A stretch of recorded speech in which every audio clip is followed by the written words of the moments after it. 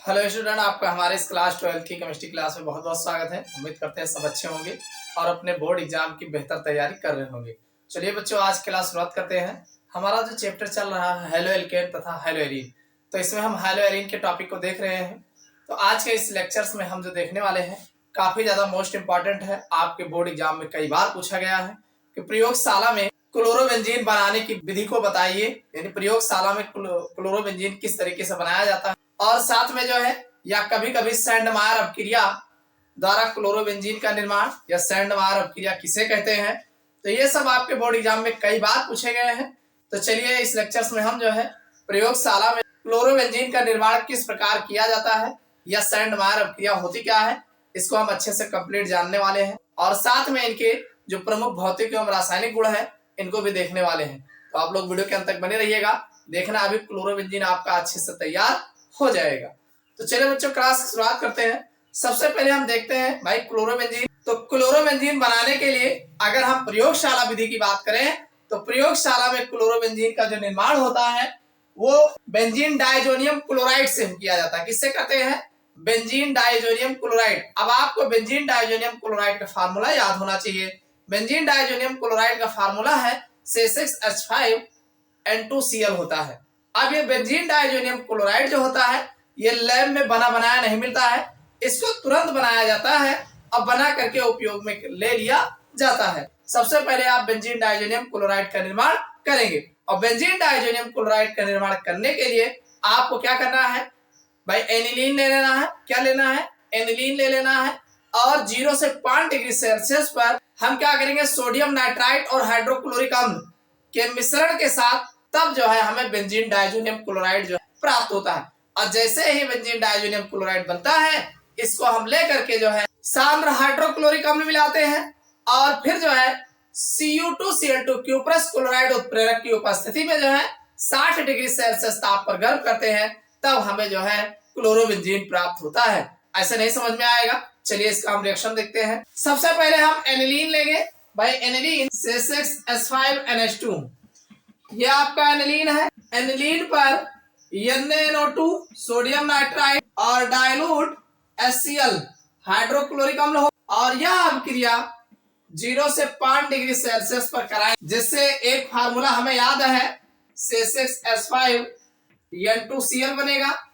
भाई सीधी सी बात है, N मिलकर N2 बन जाएगा और यहाँ का Cl लग जाएगा, तो बचा क्या है? हाइड्रोजन बचा है भाई। 2 हाइड्रोजन यहाँ है, 2 यहाँ है और 2 ऑक्सीजन 2H2O निकल जाएगा और आपका एक Cl बचा है और Na बचा है, तो आपका NaCl बन जाएगा और साथ में 2H2O निकल जाएगा। ये आपका है एनिलीन सोडियम नाइट्राइड हाइड्रोक्लोरिक अम्ल और ये बेंजीन डाइजोनियम क्लोराइड है। इतनी बात समझ में आ गई?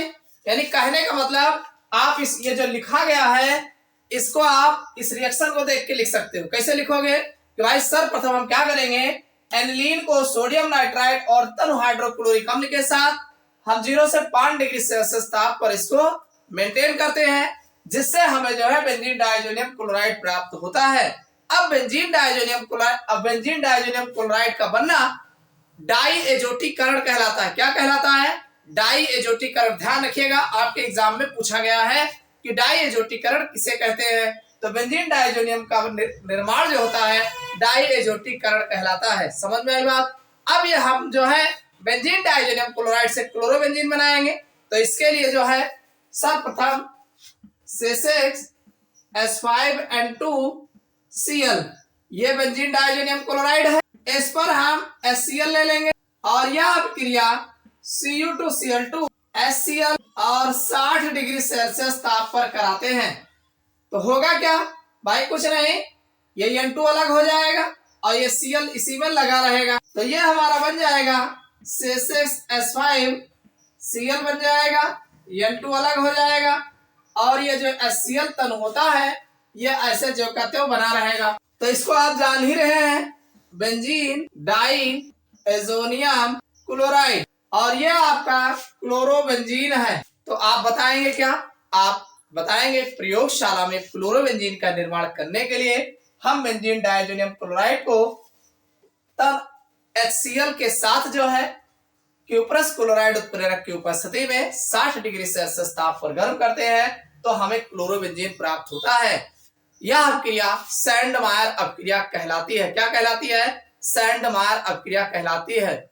इस अपक्रिया में बेंजीन डाइजोनियम का निर्माण करने के लिए सर्वप्रथम हम जो है एनिलीन को सोडियम नाइट्राइट और हाइड्रोक्लोरिक अम्ल के साथ 0 से 5 डिग्री सेल्सियस ताप पर मेंटेन करते हैं, जिससे जो है डाइएजोटीकरण द्वारा बेंजीन डाइजोनियम क्लोराइड बनता है। समझ में आई बात कि नहीं? तो इस तरीके से जो है हम क्लोरोबेंजीन का निर्माण करते हैं। यही बातें हमने इसमें लिखा है, कोई नया नहीं लिख दिया। समझ में आई बात कि नहीं? हमने लिखा प्रयोगशाला में क्लोरोबेंजीन का निर्माण बेंजीन डाइजोनियम क्लोराइड को सांद्र HCl के साथ क्यूप्रस क्लोराइड की उपस्थिति में लगभग 60 डिग्री सेल्सियस ताप पर गर्म करके बनाया जाता है। यानी पहले इसके बताया गया। फिर इस अपक्रिया को सैंडमायर अपक्रिया कहते हैं। भाई ये जो अपक्रिया है इसे हम सैंडमायर अपक्रिया कहते हैं। आगे कहा गया इसमें प्रयुक्त बेंजीन डाइजोनियम क्लोराइड, यानी ये जो बेंजीन डाइजोनियम क्लोराइड है इसका निर्माण जो है एनिलीन को 0 से 5 डिग्री सेल्सियस ताप पर सोडियम नाइट्राइट तथा तन हाइड्रोक्लोरिक अम्ल के साथ डाइएजोटीकरण अपक्रिया द्वारा प्राप्त किया जाता है। समझ में आई बात कि नहीं? तो इस तरीके से प्रयोगशाला में क्लोरोबेंजीन का निर्माण किया जाता है। उम्मीद करता हूं समझ में आ गया होगा। चलिए अब इनके प्रमुख जो भौतिक गुण है उनको भी देख लेते हैं। देखो बच्चों, अगर हम बात करें क्लोरोबेंजीन के भौतिक एवं रासायनिक गुणों की, तो सबसे पहले हम भौतिक गुण देख लेते हैं क्लोरोबेंजीन का। तो क्लोरोबेंजीन के भौतिक गुण में अगर हम बात करें तो भाई क्लोरोबेंजीन जो है रंगहीन होता है, यानी इसमें किसी भी प्रकार का रंग आपको देखने को नहीं मिलेगा। मतलब जैसे वाटर होता है सेम ऐसे ही होता है, रंगहीन होता है। सुगंधित भारी द्रव है, और ये सुगंधित होता है, और दूसरी बात ये भारी द्रव होता है, यानी पानी में डालोगे तो नीचे जो है आपको क्लोरोबेंजीन मिलेगा, ऊपर आपको जल देखने को मिलेगा। तो ये भारी द्रव होता है, और इसका क्वथनांक जो होता है 132 डिग्री सेल्सियस होता है, यानी इसका क्वथनांक क्लोरोबेंजीन का 132 डिग्री सेल्सियस होता है। यह जल में अम्ल है। भाई काहे को जल में घुलेगा? ये कार्बनिक यौगिक है, तो कार्बनिक यौगिक कार्बनिक विलायकों में पूर्ण विलय होते हैं, तो ये जल में अम्ल होते हैं। किंतु ईथर और अल्कोहल में जो है ये पूर्ण विलय होता है। समझ में आ गई बात? भाई कोई भी कार्बनिक यौगिक है तो कार्बनिक विलायकों में ही विलय होता है, तो ये कार्बनिक यौगिक आपका जो क्लोरोबेंजीन है वो जल में अविलय होता है, ईथर और अल्कोहल में पूर्ण विलय होता है। समझ में आ गई होगी इसकी भौतिक गुण। अब बात करते हैं इनके रासायनिक गुणों की। तो सबसे पहला रासायनिक गुण हमारे पास है सोडियम हाइड्रोक्साइड के साथ अपक्रिया, मतलब NaOH के साथ अपक्रिया कराएंगे। चलिए देखते हैं क्या बनता है। भाई सबसे पहले हम क्लोरोबेंजीन का फार्मूला लिखेंगे C6H5, उसके बाद Cl। इस पर हम जो है NaOH सोडियम हाइड्रोक्साइड की अपक्रिया कराएंगे, लेकिन समस्या है इतने आसानी से तो करेगा नहीं। पहली कंडीशन यह है भाई, सबसे पहले 200 वायुमंडलीय दाब पर कराएंगे, यानी जो एटमॉस्फेरिक प्रेशर है 200 वायुमंडलीय हो। और दूसरी शर्त यह है कि टेम्परेचर जो है 300 डिग्री सेल्सियस ताप होना चाहिए। भाई दो बातें हैं, एक तो यह आपका क्लोरोबेंजीन है, क्लोरोबेंजीन की अपक्रिया हम सोडियम हाइड्रोक्साइड के साथ कराएंगे 200 वायुमंडलीय दाब पर और 300 डिग्री सेल्सियस ताप पर। बनेगा क्या? बनाना बड़ा आसान है। आप जानते हैं Na पर प्लस चार्ज होता है तो Cl पर नेगेटिव चार्ज भी होता है। NaCl निकाल दीजिए, इसको सरका के लगा देंगे तो बन जाएगा C6H5OH बन जाएगा, और हमारा NaCl जो है अलग हो जाएगा। तो ये जो हमारा बना है ये फिनाल है। क्या है? फिनाल। तो लिख नहीं पाओगे, कहीं नहीं लिख पाओगे। देखो किससे लिखना है, आप बताएंगे कि हम क्लोरोबेंजीन को सोडियम हाइड्रोक्साइड के साथ 200 वायुमंडलीय दाब पर और 300 डिग्री सेल्सियस ताप पर गर्म करते हैं तो हमें फिनाल प्राप्त होता है। समझ में आ गई बात? बस यही इतना लिखना है और रिएक्शन दे देना है, बस और क्या करना। चलो अगला रिएक्शन देखते हैं। अगला रिएक्शन है अमोनिया के साथ अपक्रिया। तो भाई चलिए देखते हैं अमोनिया के साथ अपक्रिया कैसे करता है क्लोरोबेंजीन। देखो भाई, ये आपका क्लोरोबेंजीन तो रहेगा C6H5Cl, इस पर हम NH3 अमोनिया के साथ अपक्रिया कराएंगे in presence of C2O cuprous oxide, और हमारा जो है उच्च दाब होगा और 200 डिग्री सेल्सियस ताप होगा, तब ये अपक्रिया करेगा।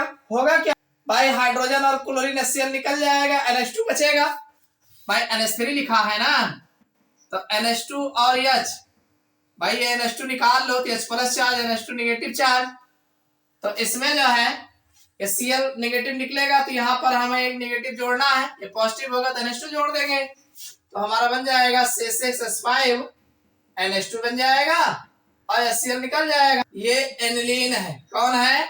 एनिलीन। और ये क्लोरोबेंजीन है, ये कौन है? क्लोरोबेंजीन। बड़ा आसान है, आपको इतना लिखना है। क्या लिखोगे?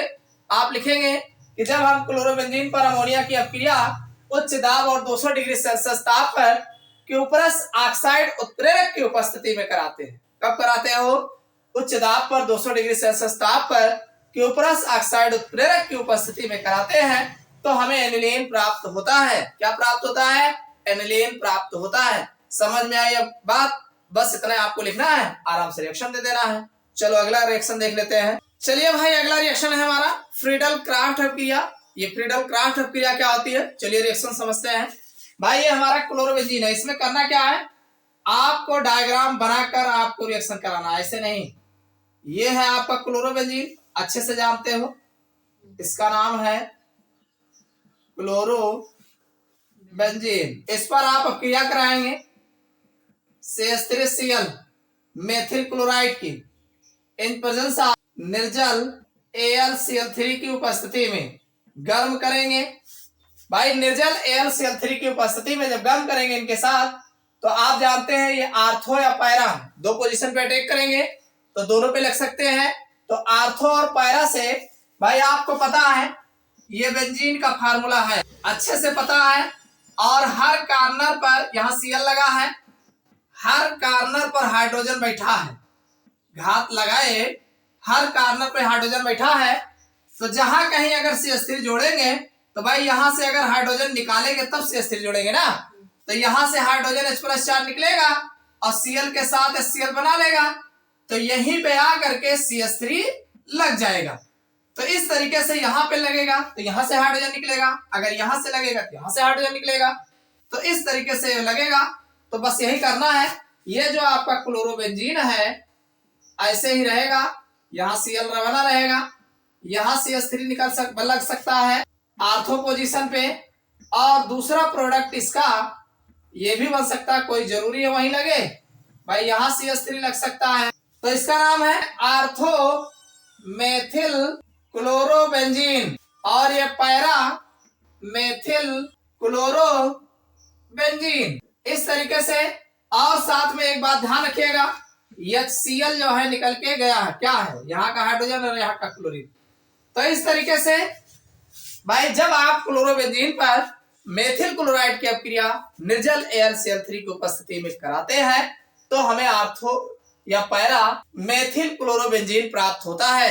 यह अपक्रिया फ्रीडल क्राफ्ट अपक्रिया कहलाती है। कौन सी अपक्रिया कहलाती है? फ्रीडल क्राफ्ट अपक्रिया कहलाती है। तो ये भी एक क्लोरोबेंजीन का रासायनिक गुण होता है। समझ में आ गई बात? चलो अगला देख लेते हैं। चलिए भाई अगला रिएक्शन देख लेते हैं, हाइलोजनीकरण। ये भी काफी ज्यादा इंपॉर्टेंट है, क्लोरोबेंजीन के रासायनिक गुण में आएंगे और साथ में आपके हाइलोएरिन के रासायनिक गुण में भी पूछे जाएंगे। तो क्लोरोबेंजीन के रासायनिक गुण की अगर हम बात करें तो हाइलोजनीकरण में भाई एक तो क्लोरोबेंजीन आपको बनाना ही बनाना है, ये Cl हो गया। इस पर हाइलोजनीकरण मतलब Cl2 की आप अपक्रिया कराएंगे, इन प्रेजेंस आप Cl2 की कराओगे तो या फिर Cl3 आपको लेना पड़ेगा, और इसके आपके दो प्रोडक्ट मिल सकते हैं। पहला तो एक Cl यहाँ रहा है, इसमें से एक Cl यहाँ लगेगा, और दूसरा ऐसा भी मिल सकता है, कोई जरूरी नहीं यही बने, एक Cl यहाँ है ही है, अगला Cl यहाँ लग सकता है, और साथ में HCl तो निकल के जाएगा ही जाएगा। इन दोनों में से कोई प्रोडक्ट बन सकता है, कोई जरूरी नहीं कौन सा बनेगा। तो कुल मिला के ये बेंजीन डाइजोनियम क्लोराइड है, और ये जो बना है आर्थो डाइक्लोरो बेंजीन है, ये पैरा डाइक्लोरो बेंजीन है। तो हाइलोजनीकरण में आपको यही बताना है कि जब हम क्लोरोबेंजीन की अपक्रिया क्लोरीन के साथ FeCl3 की उपस्थिति में कराते हैं तो आर्थो अथवा पैरा डाइक्लोरोबेंजीन प्राप्त होता है। मोस्ट इंपॉर्टेंट है, काफी पूछा गया है। चलिए अगला रासायनिक गुण देख लेते हैं, और यही रिएक्शन आपको लिखना है। अगला रासायनिक गुण देख लेते हैं। अगर हम बात करें नाइट्रीकरण की, नाइट्रीकरण मतलब HNO3 की अपक्रिया कराना है, बस इतना करना है। नाइट्रीकरण मतलब HNO3 की अपक्रिया कराना, हाइलोजनीकरण मतलब हाइलोजनों की अपक्रिया कराना है। तो नाइट्रीकरण में भाई ये आपका क्लोरोबेंजीन है, ये Cl हो जाएगा, इस पर HNO3 की अपक्रिया कराओगे। लेकिन समस्या इस बात की है कि कभी भी क्लोरोबेंजीन HNO3 जो है नाइट्रिक अम्ल जो होता है, नाइट्रिक अम्ल अकेले अपक्रिया नहीं करता है, ये काम H2SO4 की उपस्थिति में ही अपक्रिया करता है और ये 60 से 70 डिग्री सेल्सियस ताप पर कराएंगे तो देखो होगा क्या। आपको पता है जो HNO3 है HONO2, इसमें से ये आपका OH निगेटिव चार्ज निकलेगा, चाहे आर्थो पे लगे चाहे पैरा पे लगे, वहां से H निकलेगा। तो H और OH मिल करके H2O बना लेंगे तो NO2 वहां पे लग जाएगा। तो ये हमारा बन जाएगा प्रोडक्ट। भाई ये Cl तो है ही है, यहाँ NO2 लग सकता है, अब कौनो जरूरी है यही बने। भाई दूसरा आपका यहाँ भी NO2 लग सकता है और साथ में यहाँ से H2O बाहर निकलेगा। समझ में आई बात कि नहीं? तो इसका नाम है आर्थो क्लोरो नाइट्रोबेंजीन, नाइट्रोबेंजीन। इसी तरीके से पैरा क्लोरो नाइट्रोबेंजीन। समझ में आई बात कि नहीं? भाई आपको यही बताना है कि जब हम क्लोरोबेंजीन की अपक्रिया नाइट्रिक अम्ल के साथ सांद्र H2SO4 की उपस्थिति में 60 से 70 डिग्री सेल्सियस ताप पे कराते हैं तो हमें आर्थो क्लोरो नाइट्रोबेंजीन अथवा पैरा क्लोरो नाइट्रोबेंजीन प्राप्त होता है। यह अपक्रिया जो है नाइट्रीकरण कहलाती है। HNO3 की साथ क्रिया जो है नाइट्रीकरण कहलाता है। समझ में आई बात? चलो अगला देखते हैं। अगला जो इंपॉर्टेंट रिएक्शन है सल्फोनीकरण। चलो इसको भी देख लेते हैं। कुछ नहीं करना है, क्लोरोबेंजीन तो ऐसा ही लेना ही है, ये आपका क्लोरोबेंजीन है, सल्फोनीकरण कह रहा है इसलिए H2SO4 के साथ अपक्रिया कराएंगे और कुछ नहीं करना है, हीट कर देना है। तो आपको पता है H2SO4 में भाई H2SO4 इसमें से OH निगेटिव निकाल लेना, जहां लगाना वहां से H निकलेगा, H2O निकाल के SO3H जो है लगा देना है। तो ये आपका बन जाएगा, यहाँ पर Cl रहेगा, यहाँ SO3 H लग जाएगा, कोनो जरूरी है यही बने, दूसरा भी बन सकता है। तो यहाँ Cl होगा और यहाँ SO3H होगा और आपका H2O निकल के जाएगा। तो आर्थो क्लोरोबेंजीन सल्फोनिक एसिड और ये हो जाएगा पारा क्लोरोबेंजीन सल्फोनिक एसिड। समझ में आ गया नहीं? आर्थो क्लोरोबेंजीन सल्फोनिक एसिड और ये पैरा क्लोरोबेंजीन सल्फोनिक एसिड। तो आप बताएंगे कि जब हम क्लोरोबेंजीन की अपक्रिया H2SO4 के साथ कराते हैं, गर्म करते हैं, तो हमें आर्थो क्लोरोबेंजीन सल्फोनिक एसिड या पैरा क्लोरोबेंजीन सल्फोनिक एसिड प्राप्त होता है। तो ये तो थे क्लोरोबेंजीन के प्रमुख रासायनिक गुण जो आपके बोर्ड एग्जाम में जो है हाइलोएरिन के रासायनिक गुण करके भी पूछे जा सकते हैं या किसी के साथ भी पूछे जा सकते हैं। तो सारे रिएक्शन इंपॉर्टेंट है, उम्मीद करते हैं समझ में आ गया होगा। अब इसके आते हैं उपयोग। दो उपयोग आपको लिखने से कहा जाता है, तो चलिए क्लोरोबेंजीन के दो उपयोग भी देख लेते हैं। भाई पहला उपयोग आप ऐसे ही जान लीजिए, तीन उपयोग हम बता दे रहे हैं, दो याद रखना। पहला उपयोग है एरोमेटिक यौगिकों के निर्माण में, यानी क्लोरोबेंजीन जो होता है इससे बहुत सारे जो एरोमेटिक कार्बनिक यौगिक होते हैं, एरोमेटिक यौगिकों के निर्माण में जो है क्लोरोबेंजीन का उपयोग किया जाता है। आप देख रहे हैं क्लोरोबेंजीन से अलग अलग टाइप के यौगिक बनाए जा रहे हैं, तो एरोमेटिक यौगिकों के निर्माण में क्लोरोबेंजीन का उपयोग किया जाता है। पहला उपयोग क्लियर हो गया। दूसरा ये है कीटनाशी पदार्थ जो होते हैं जैसे DDT, तो DDT के निर्माण में भी जो है क्लोरोबेंजीन का उपयोग किया जाता है, यानी कीटनाशी पदार्थ जैसे DDT के निर्माण में भी इसका उपयोग किया जाता है। दूसरा समझ में आ गया। अगला है फफूंदीनाशी, यानी जो फफूंदीनाशी होता है, फफूंदीनाशक जो होता है उसके निर्माण में। और दूसरी बात डाई एजो रंजकों, यानी जो डाई होती है, कलर होते हैं, इन रंजकों के निर्माण में भी जो है क्लोरोबेंजीन का उपयोग किया जाता है। डाई एजो रंजकों के निर्माण में जो है इसका उपयोग किया जाता है। तीन उपयोग हमने आपको बताया, एक तो DDT के निर्माण में, दूसरा विभिन्न एरोमेटिक यौगिकों के निर्माण में, और तीसरा फफूंदीनाशी या जो है डाई एजो रंजकों के निर्माण में किया जाता है। तो ये तीन उपयोग हैं किसके? क्लोरोबेंजीन के। उम्मीद करता हूं बातें समझ में आ गई होंगी। तो ये तो था प्रयोगशाला में क्लोरोबेंजीन का निर्माण और इनके भौतिक और रासायनिक गुण तथा साथ में इनके उपयोग। उम्मीद करता हूं सारी बातें समझ में आ गया होगा। वीडियो कैसा लगा कमेंट करके जरूर बताइएगा। वीडियो को लाइक नहीं किया हो अभी तक, लाइक कर दीजिएगा। फिर मिलते हैं अगले क्लास नए टॉपिक के साथ।